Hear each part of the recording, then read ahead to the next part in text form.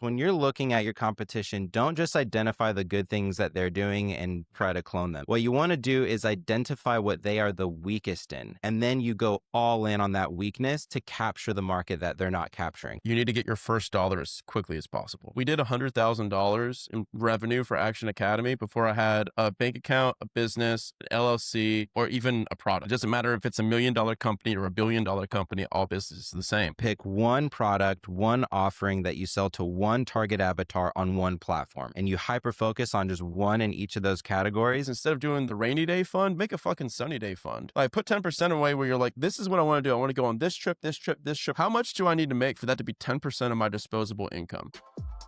Nobody's born incredible. People who do incredible things simply took the right steps. This is our journey. This is the hunt for incredible. All right, Action Academy, welcome back to another episode of today's podcast, Corporate America's least favorite podcast. I'm here with the man, the myth, the Gideon Spencer, once again on the show. So today's episode is going to be a really good one. This is going to be a specialty episode that talks about not only buying the business or buying the real estate, which we're going to still put under the label of business because any real estate investment done correctly and to its ultimate extreme is business. Buying a hotel is buying a business. Buying multifamily is still buying a business. So what happens after you buy the asset? Because on this podcast, we talk a lot about acquisition, but there's two other sections that are required for passivity after acquisition. And to both of our credit, I mean, we just didn't know any better until we went through it. And for some reason, nobody talks about this part. Everyone talks about just buying the assets and they just print off pure passive income. But it's actually a 3-step process, and acquisition is only the first part. It goes acquisition, acclimation, architecture. How do I buy the asset? How do I acclimate to now being a business owner and an asset owner?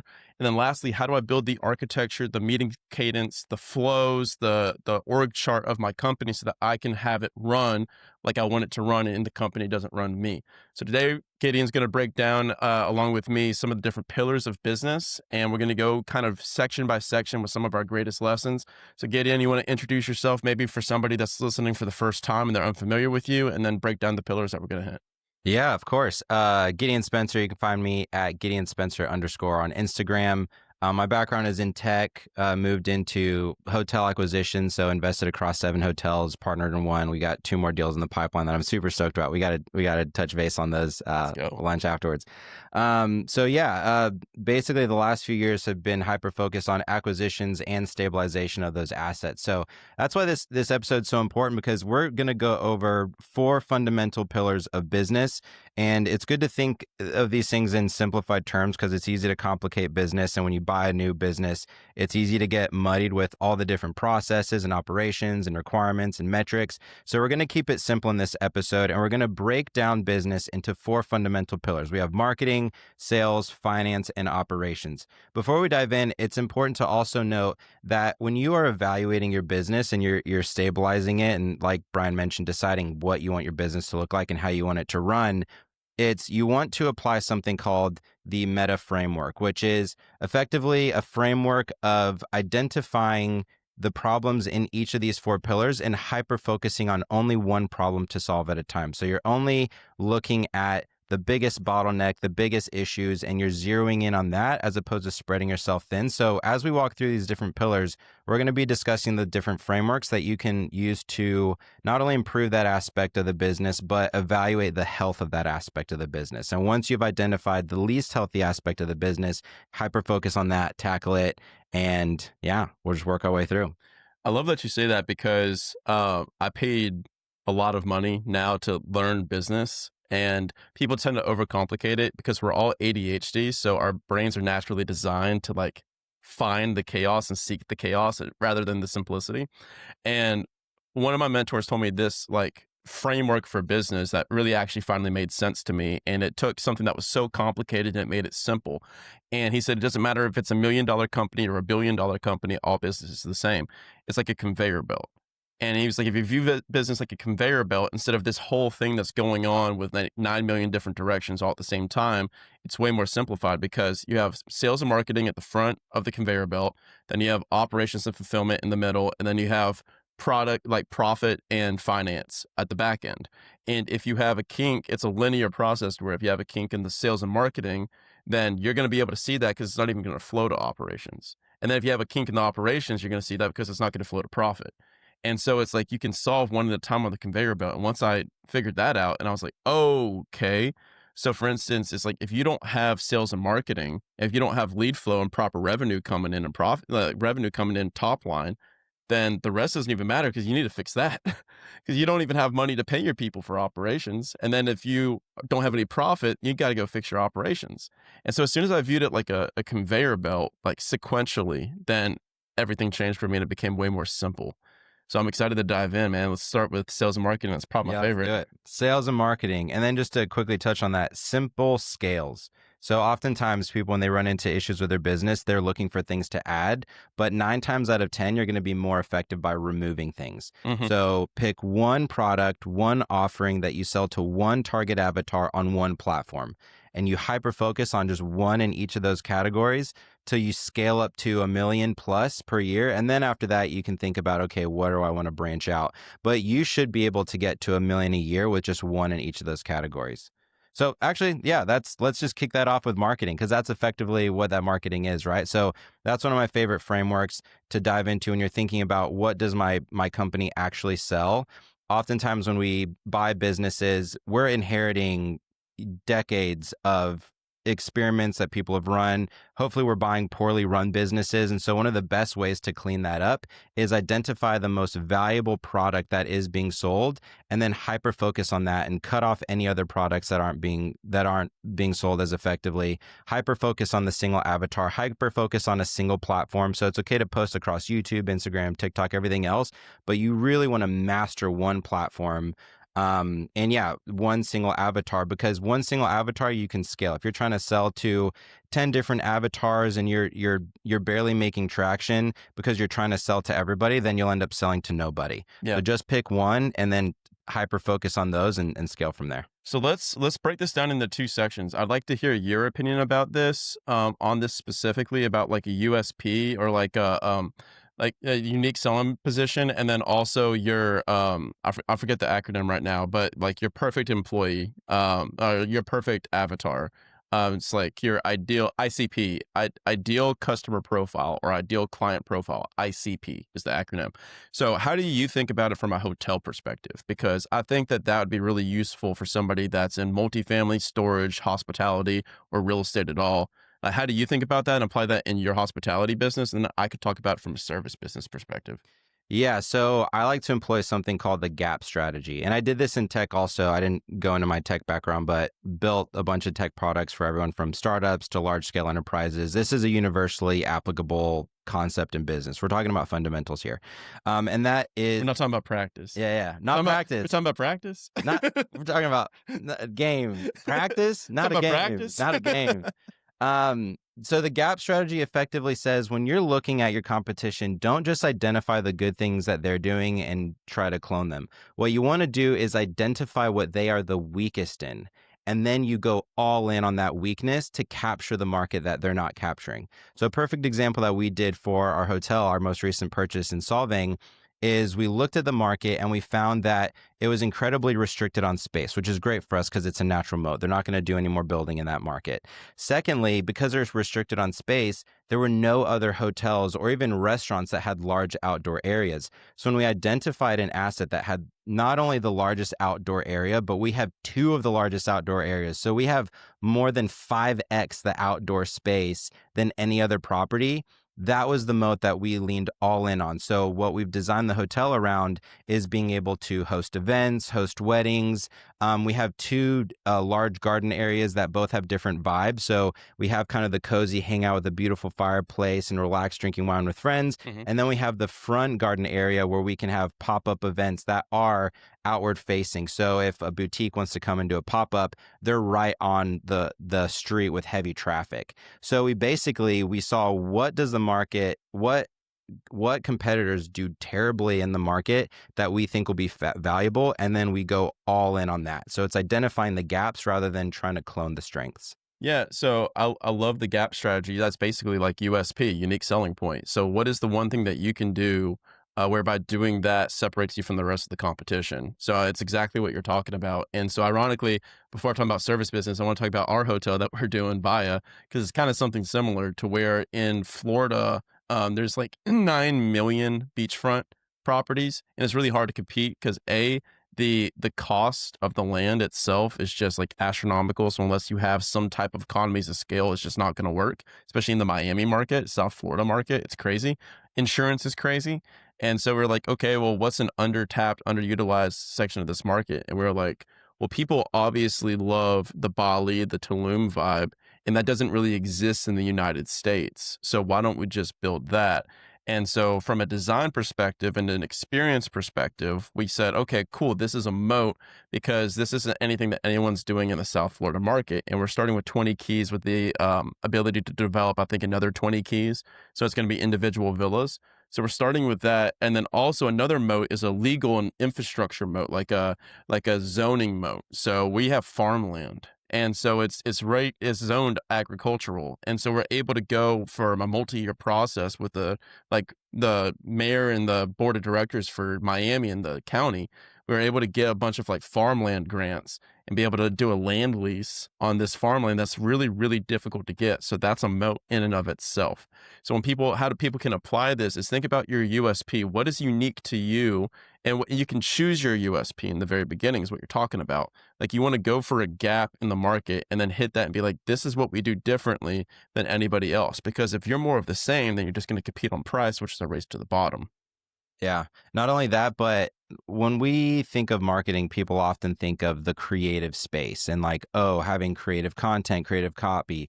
But marketing is also incredibly data driven. So you can also pull data on the market. A perfect example with our hotel is when we were looking at the data, we found that there was a really high number of couples with pets that were visiting the market in Solvang, and there were no other hotels that were pet forward. There were some that allowed pets, but it was very low key. Most of them didn't allow any pets at all. And so we're now leaning into that pet forwardness, tying it into the outdoor space. And then not only that, but couples with pets is a highly targetable demographic. Like we can be incredibly precise with who we push ads to. It's within an hour and a half of LA, which has an outrageous number of like this. That's like $1 billion industry in LA alone for people that are servicing their pets. So reverse engineering that gap can also be incredibly valuable, where you're looking at it at a micro perspective to see, okay, are these specific competitors doing? But then also taking a step back at the macro perspective to say, what are these large gaps that are missing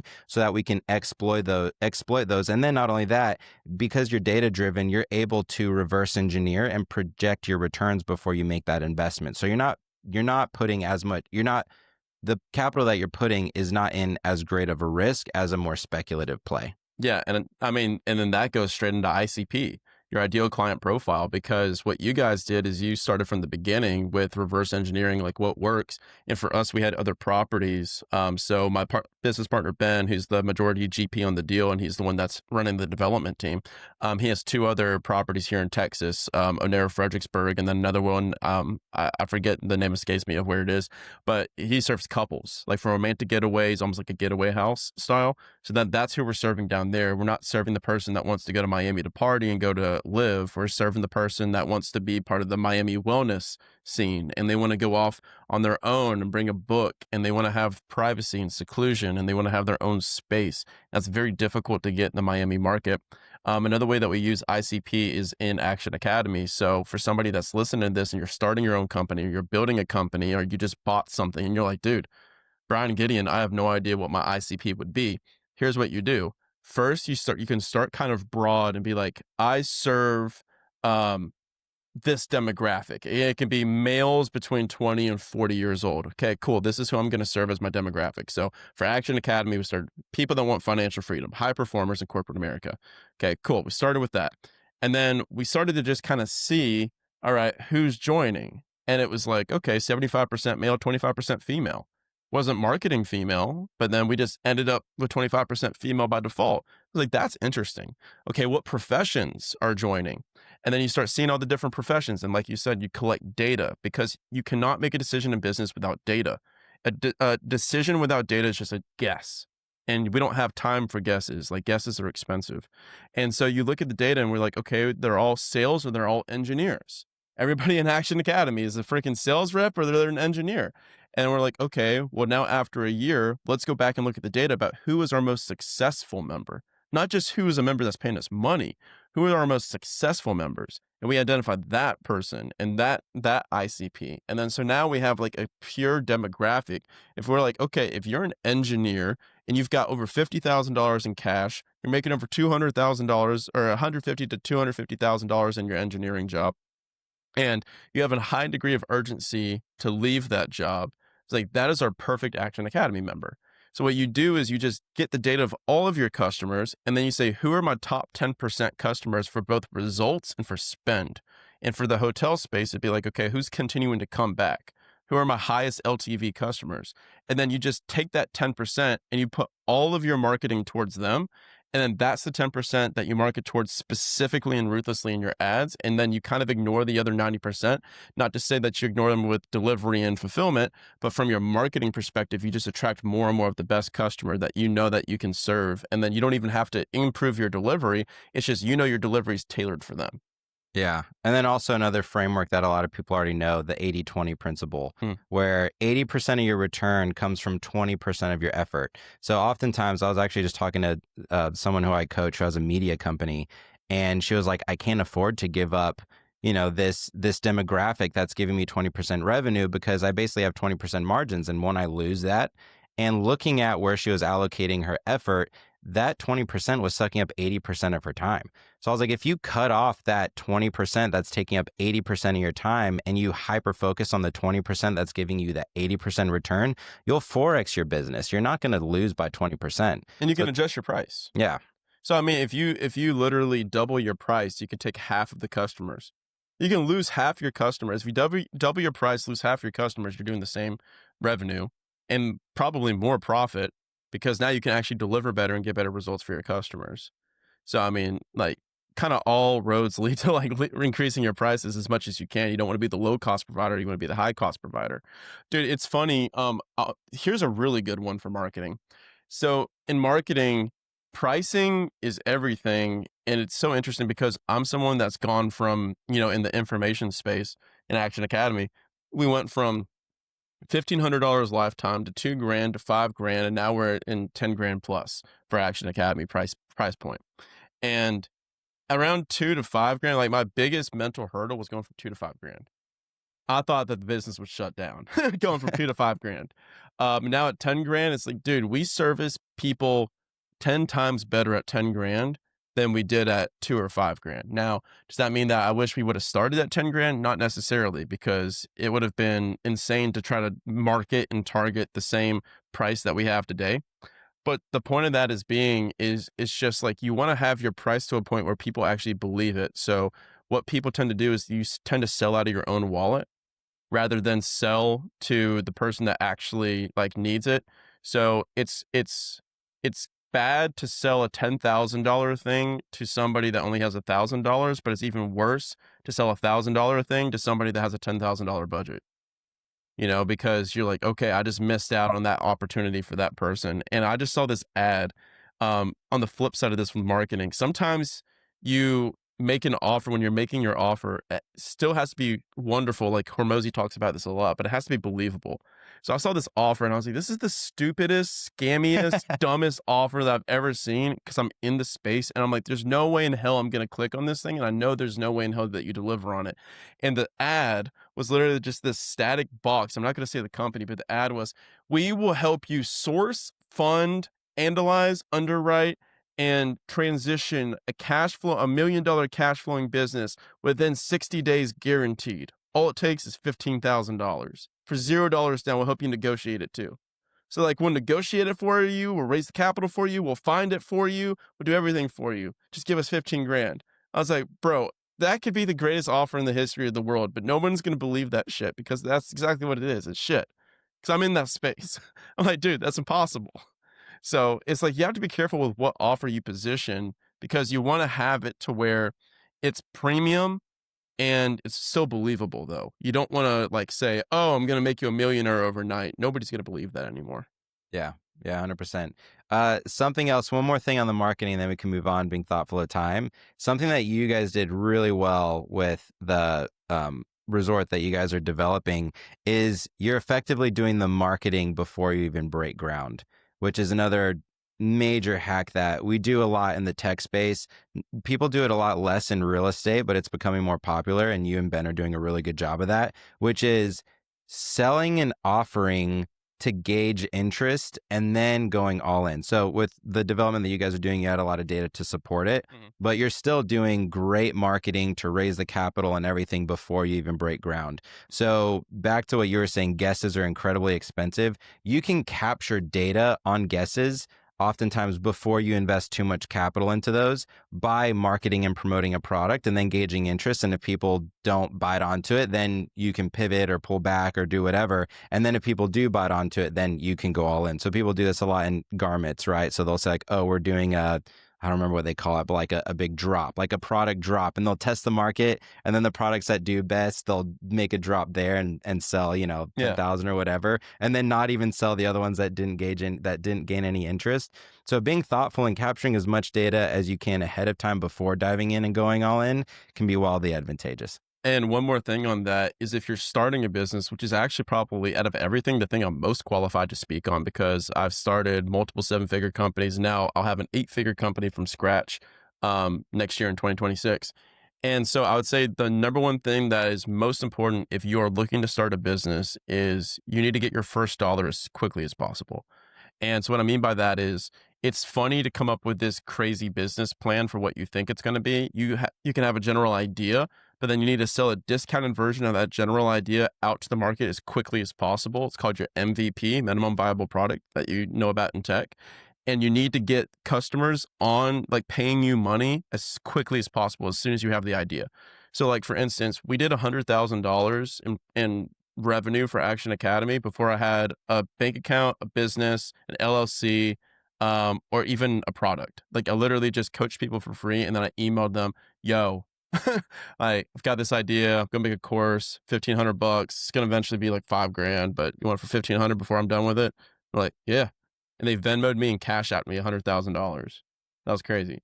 Yeah. But I mean, it validates what people say. And then I was like, okay, cool. Well, now that I've got you guys, I'm like, what do you need? And they're like, oh, okay. Well, we actually like the community better than the actual course. The course is awesome, but the people that we're meeting, it's like, okay, cool. Now I need to change the business to this new thing. Like Airbnb was something before Airbnb. Uber was something before Uber. You have to iterate based off the customer feedback.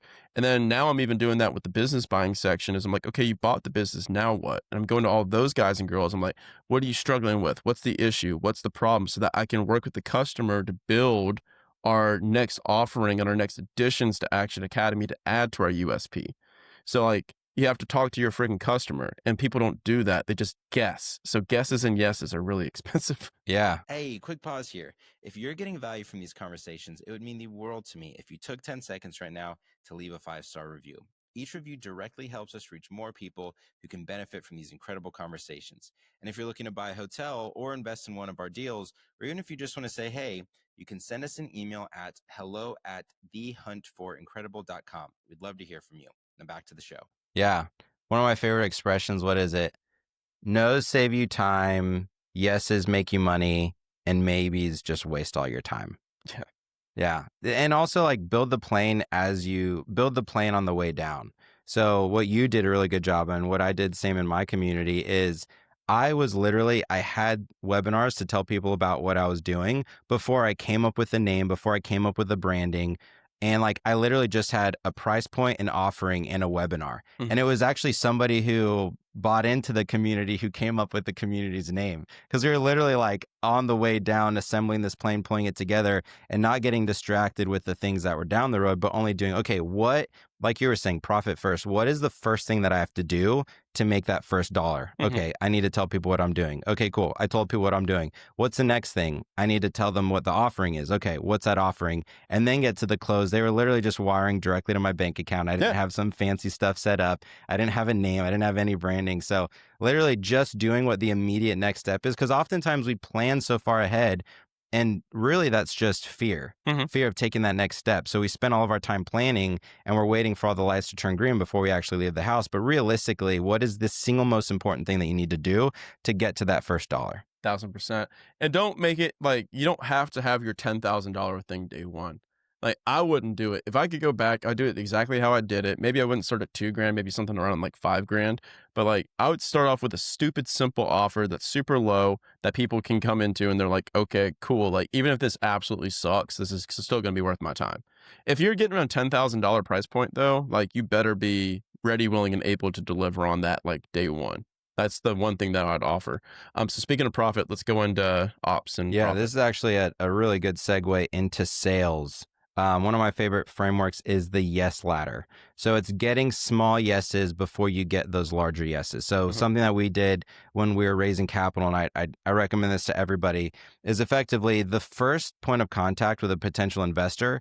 I'm literally just saying, hey, this is a thing that I do. Would you be interested in future deals? More specifically, I'd say like, hey Joe, how's it going? I'm buying boutique hotels. This is how we approach things, etc. When I do have a deal, I don't have a deal right now because we want the yes to be as small as possible. I don't have a deal right now, but when I do have a deal, is this something that you'd be interested in?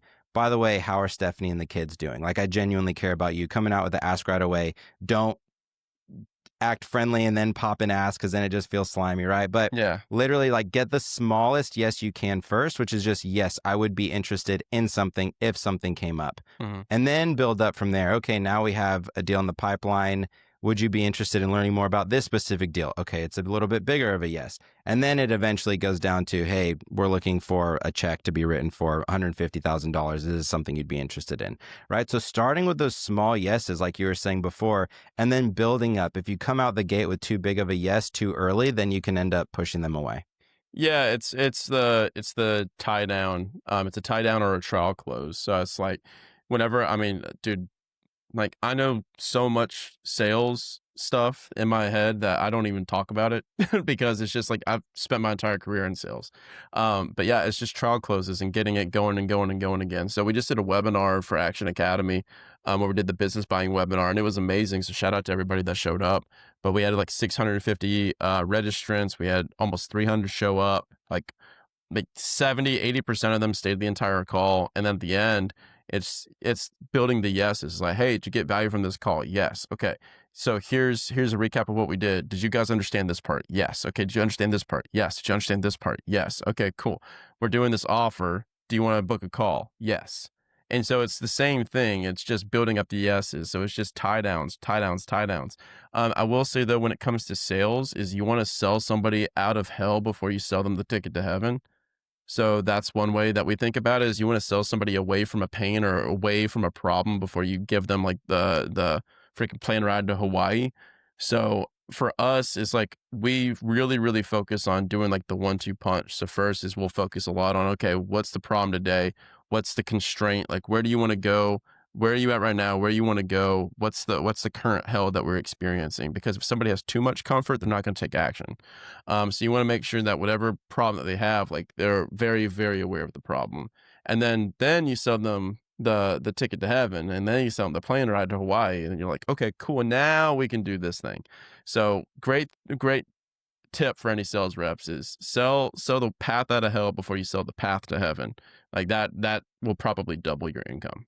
Yeah. And then in addition to that, there's a direct correlation between the duration of time you need to spend nurturing and the size of the ticket sale. So if you have a $50 product, very little nurturing is involved. People can just toss $50 in to experiment to see if it's worth it. If you're selling a $25,000 ticket item, you need significantly more nurturing with significantly longer timelines. So this is more important if you're starting a new business where you're experimenting with timelines and like the size of the ticket sale, but be sure that you're giving ample time or relative time for nurturing to actually get to that close.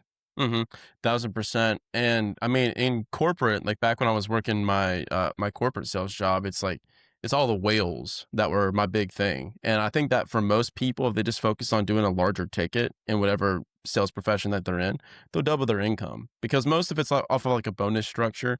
And then the big guys and the big girls and the big companies, especially if you're in B2B, like they're ready to buy when they're ready to buy, but that window may come up a year later.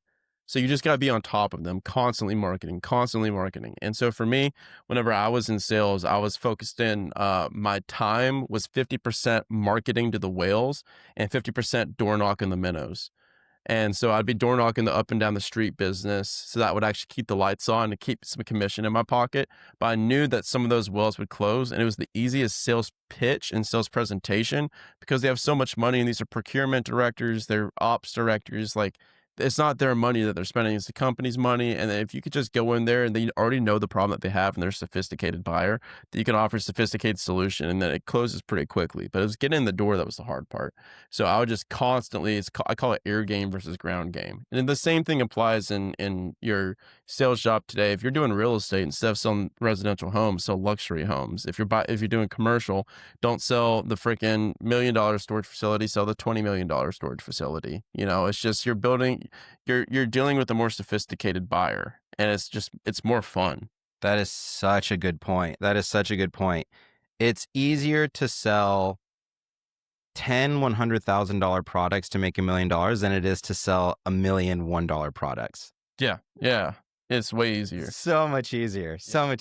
Like the $1 products feel more accessible, and it feels like you can get it kicked off faster, and you can get it kicked off faster. But to actually scale, bigger ticket is always better. Yeah.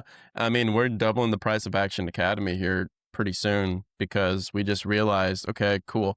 For us to be an 8-figure company and for us to hire the new round of coaches that we want to hire, like, these are 6-figure guys and girls. Like, they're not freaking, no offense to the Philippines, but they're not just random people from the Philippines. Like, they're specialized in what they do. And so we're like, okay, cool. What do we need to be at for us to hire these coaches to like really serve the client and like really be in there with the customer to give them the like support that nobody else can match? We're like, about $10 million a year is what we need. And we're like, okay, cool. Well, then you have to work that back into your unit economics, and you work backwards. You say, okay, well then how many people need to be joining per month? That we realize at this current price, we're like, dude, that would take 100 people per month. And I was like, we don't want 100 people per month. We want maybe 40, 50 max. So you have to adjust the price to however many people.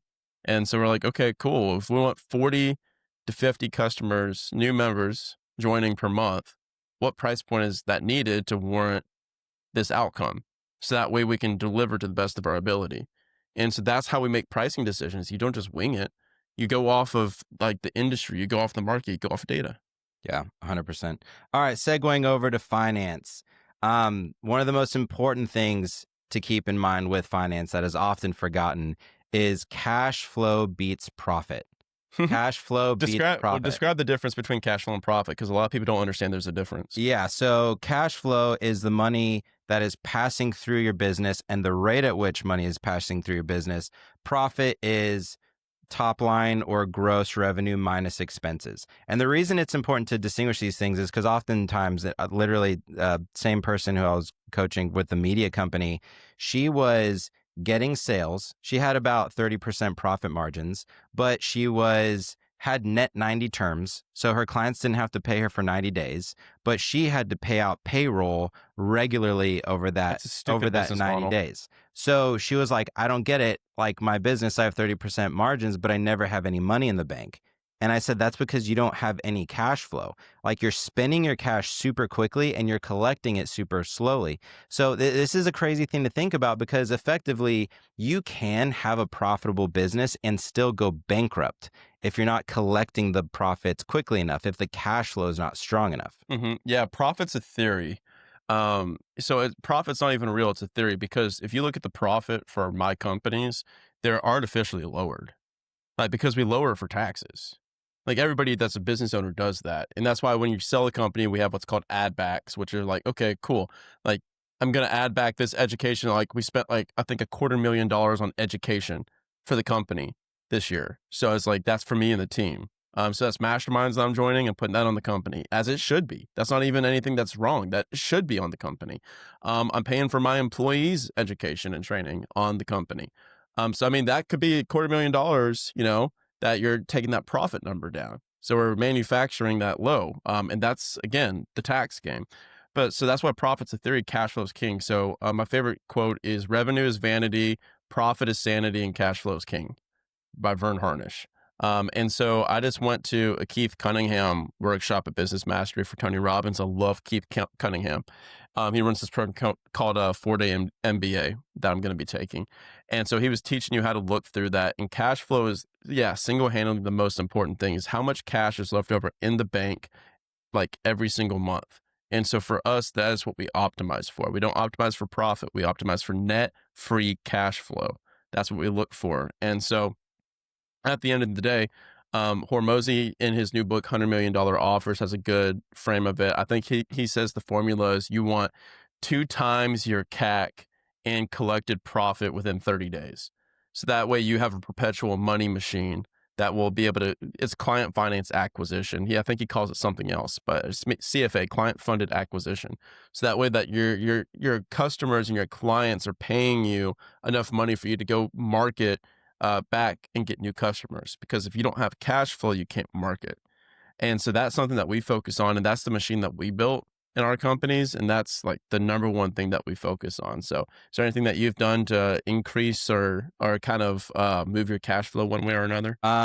Yeah. So in general, the principle that you want to follow that we employ everywhere we can is you want to collect as soon as possible and pay as late as possible. So for our hotel, we collect everything up front. So we get paid up front, and then of course the guest stays, and we don't actually incur those expenses until after they've stayed.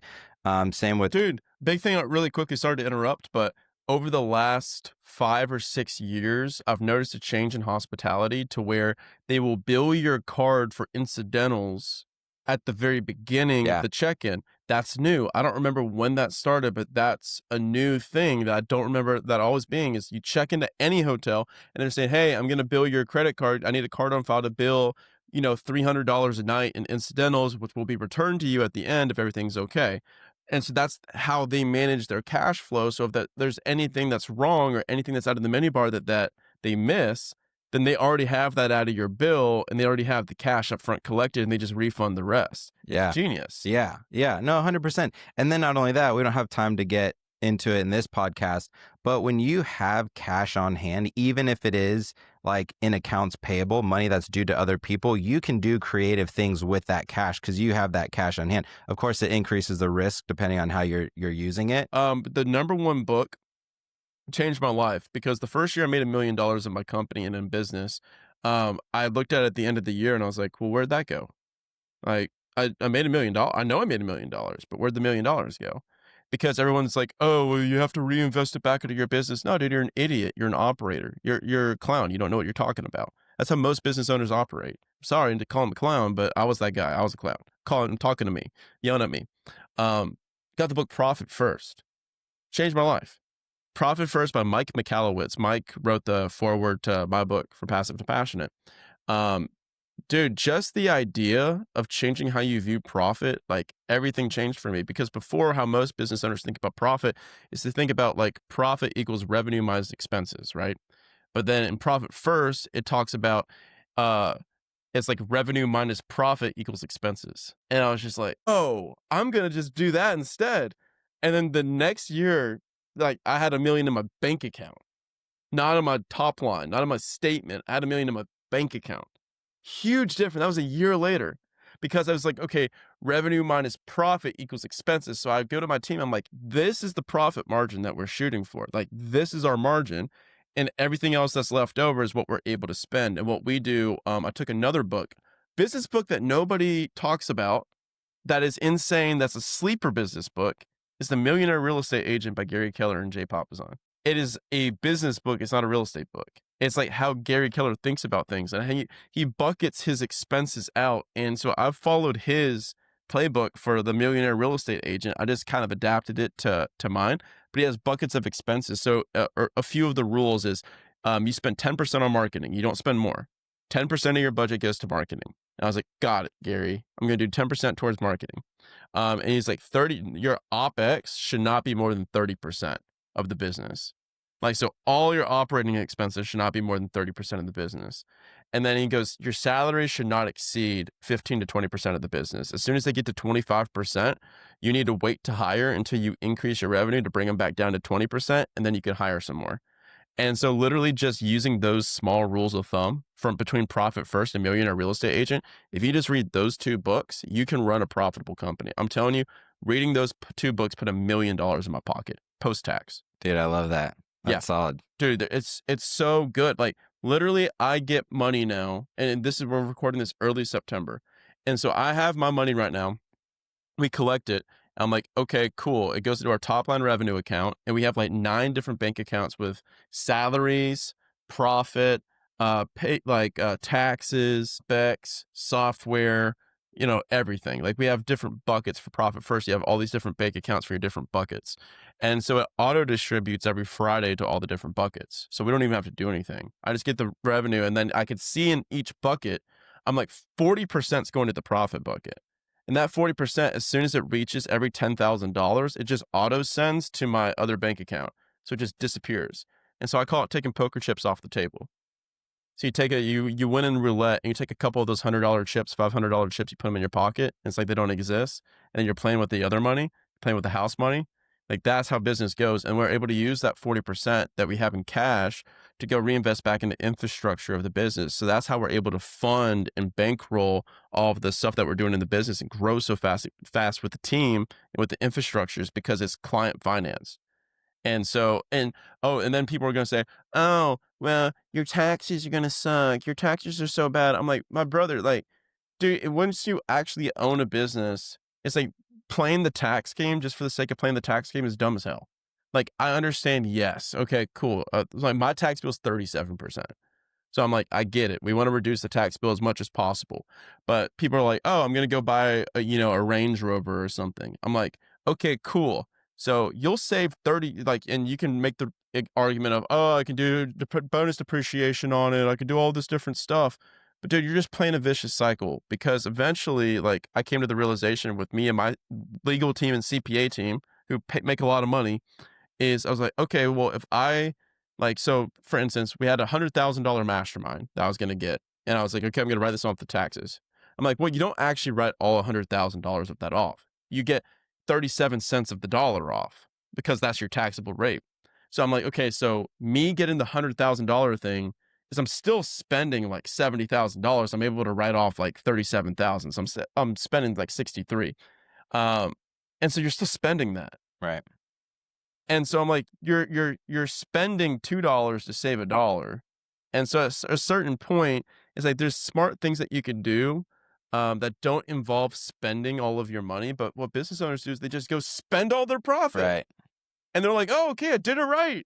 And so U.S. government, you're not going to get me. My brother in Christ, you have no cash. Zero. So we have we hold cash.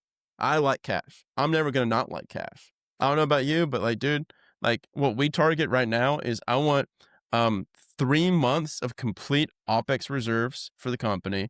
I want 12 months of salary for the company. So anyone that's on salary in Action Academy has 12 months of payroll saved up. So in case Armageddon happens and we make no money, they've got 12 months of payroll covered. And I've got 12 months of my life covered. I just 120 grand, so 10 grand a month. So I'm like, those are all in cash, making 5 to 6%. I have them in like T-bills. And then all the rest on top of that, we dump and redeploy back into, we make that money work for us. Yeah. You have to spend your money on things that actually make sense for the business, not just spending. And sometimes it makes sense for the business to hold the cash. Like some real estate guys maybe coming at me and being like, oh, that's too much cash. I'm like, okay, but I don't want to live your life. Like, I'm sorry, but like even my hotel partner, Ben, like shout out Ben. We're talking about that. We're talking about this. We talked about it publicly. I'm like, bro, I don't want to he don't got cash, because he's constantly reinvesting into new projects, new developments. And like, I've got so many real estate friends that have been broke for like a decade. And yeah, they'll pop up 12 years later and they'll be like, oh, I'm worth 50 million now. I'm like, sick.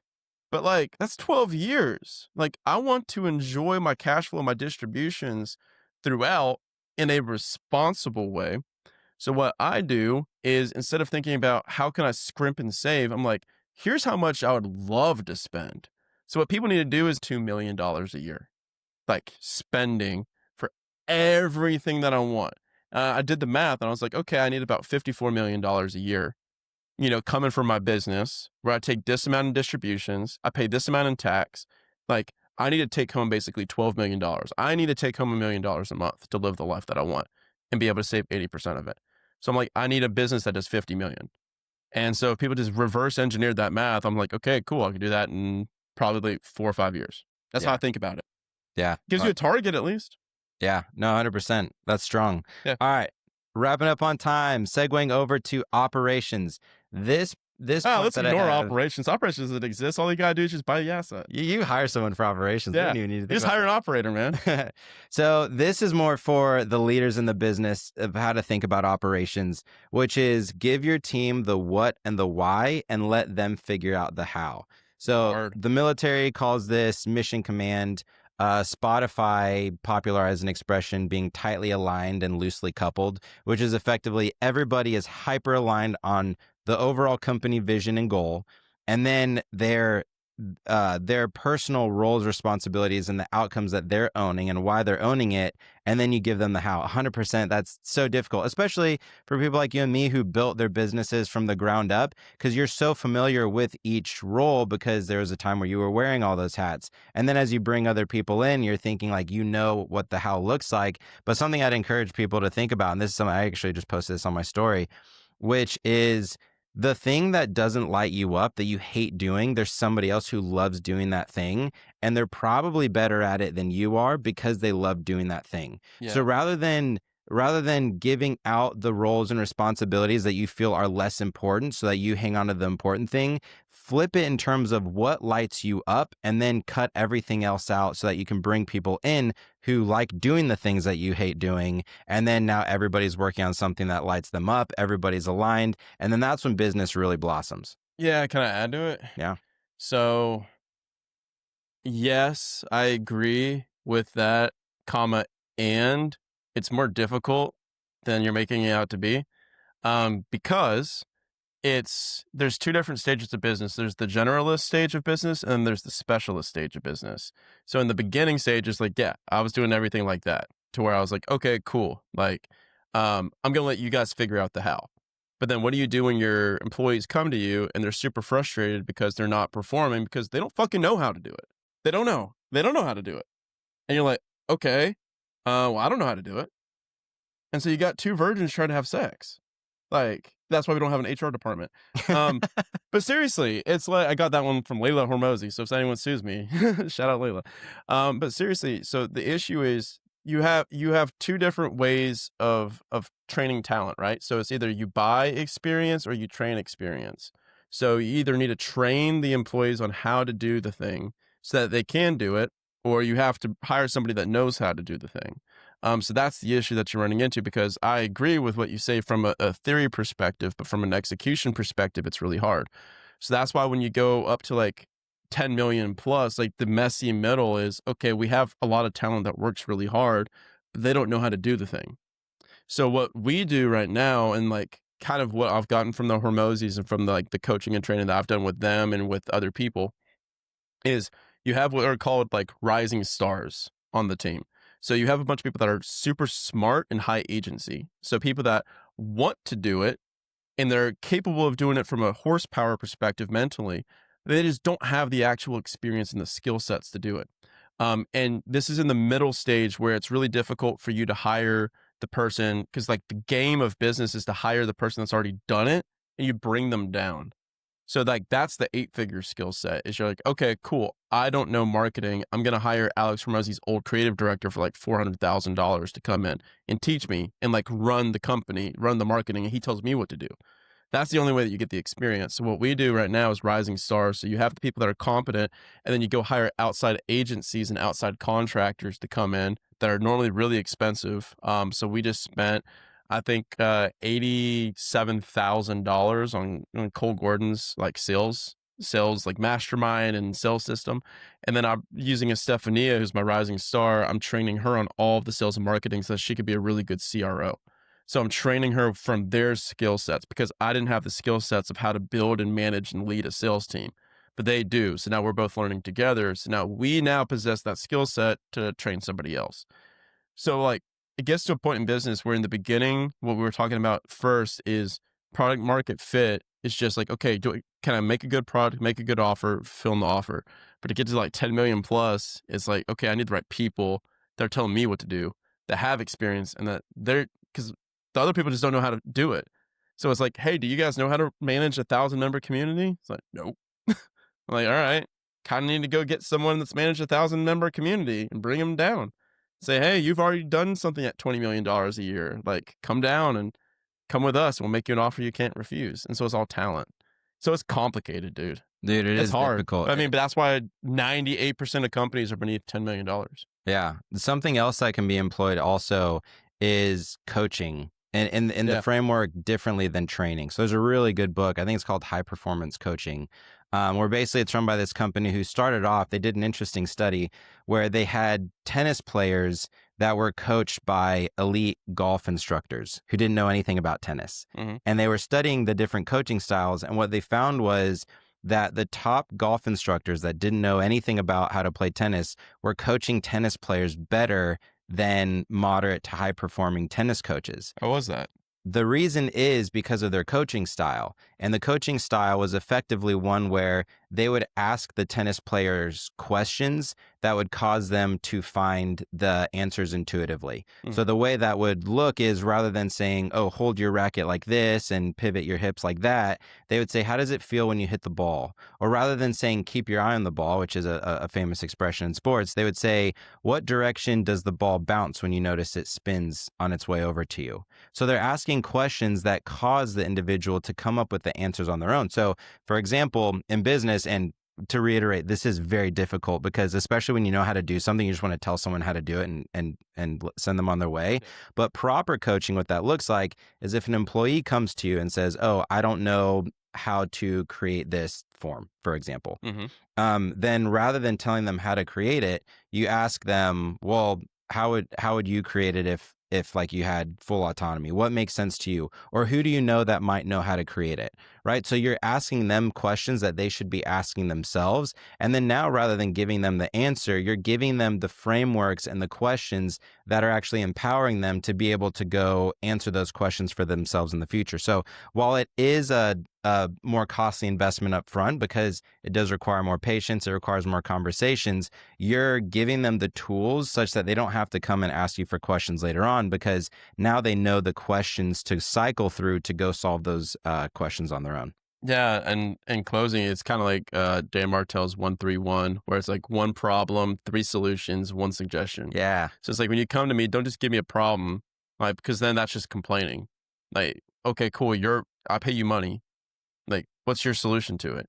So now what we do is 1-3-1. So okay, what's the problem? What are your 3 solutions? So this is just in one text. Okay, hey, we have this problem. Here's the 3 things that we think are possible solutions to it, and here's what we want to do. What do you think? And then 9 times out of 10, you're like, yep, that's it. Run it. And it trains them to think about the solutions on their own rather than coming to you as the person. So everyone that's an operator in their business, oh my God, my customers come to me for everything. It's because you train them to. Because you train them to, you don't possess the skill set of saying no. And so I like what you said, where it's like you have to train them and coach them on everything. So man, at that, we're at time. So if people want to find out more about you, they want to partner with you on the hotels, they want to follow you, where can they get more of Gideon? Yeah, I'm all over the place, but mostly Instagram. That's Gideon Spencer _ GIDEON SPENCER _ and yeah, hit me up. And you guys know where to find me. I'm freaking everywhere.